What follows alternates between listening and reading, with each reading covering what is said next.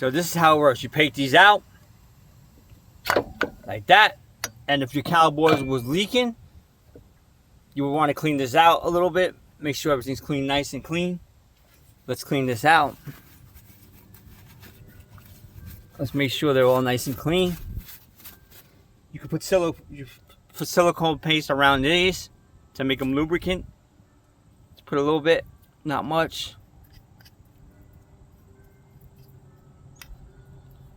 Make sure they're safe. That's all.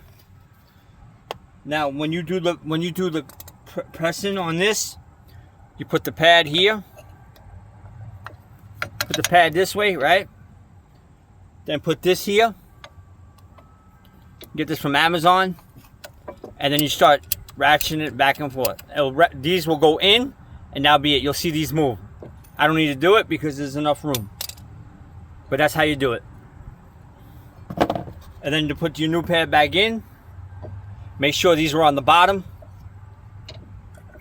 And these are pointing up. And we go right in. You're going to hear it pop. And that's it. They're in.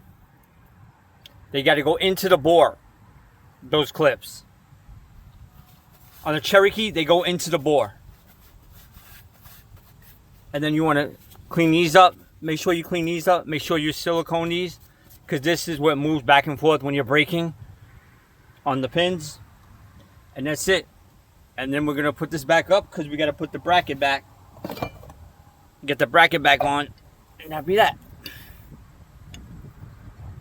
So let's get the bracket back on.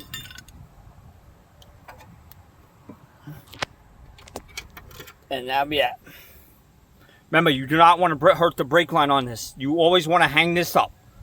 You can put it on a box, a bucket, whatever you want, but make sure you don't hurt the brake line. And you do not have to bleed your brakes if you don't open the brake line. Just pump the brakes a couple of times and they'll come back when you're driving. So you don't have to bleed them if you don't open the brake line. Because no air got in the brake line.